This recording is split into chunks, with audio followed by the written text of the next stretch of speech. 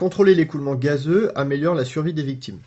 Le feu a été allumé dans le salon au rez-de-chaussée et se développe jusqu'à manquer d'oxygène. La porte d'entrée a été ouverte, créant une veine gazeuse et augmentant la taille de l'incendie.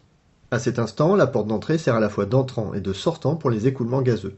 L'écoulement se déplace principalement de façon bidirectionnelle entre la porte d'entrée ouverte et le feu dans le salon. L'air frais et dense est attiré en partie basse vers la base du feu, et les fumées chaudes et moins denses qui ont une pression supérieure à l'air extérieur sont poussées en partie haute le long de la veine gazeuse vers une zone de basse pression, la porte. Le plan horizontal délimitant l'entrant du sortant est appelé le plan neutre.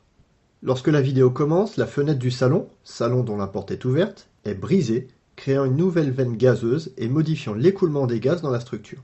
Bien qu'il y ait toujours un écoulement bidirectionnel au niveau de la porte d'entrée, la fumée suit le chemin de moindre résistance et se propage dans les escaliers vers l'ouvrant avec une basse pression créée en cassant la fenêtre dans la chambre ouverte. Ensuite, la fenêtre dans la chambre dont la porte est fermée est brisée, et cela crée peu, voire pas d'impact sur les conditions dans la structure puisqu'elle est isolée du feu. Regardez la vidéo et les images de la caméra dans les deux chambres, celle avec la porte ouverte et celle avec la porte fermée. Cela montre la différence entre être dans la veine gazeuse ou non.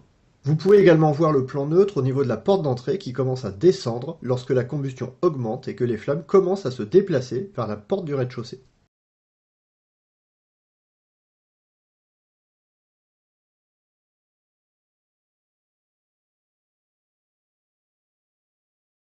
Un examen des données montre que, puisqu'une veine gazeuse a été créée entre le feu, la porte ouverte de la chambre et la fenêtre brisée, les températures augmentent de façon significative dans la structure. La création d'une veine gazeuse vers le premier étage permet d'entraîner plus d'oxygène à travers la porte d'entrée. Cela augmente la combustion dans le salon, entraîne une augmentation des températures près du plafond qui passe de 426 à 982 degrés. Le pic de vitesse de la veine gazeuse sortant par la fenêtre de la chambre est de 24 km/h, ce qui augmente les températures près du plafond de la chambre, des températures passant alors de 176 à 315 degrés, et des températures qui passent de 76 à 143 degrés près du sol. La création d'une veine gazeuse depuis le rez-de-chaussée à travers le premier étage a fortement réduit les chances de survie de toute victime potentielle dans la structure.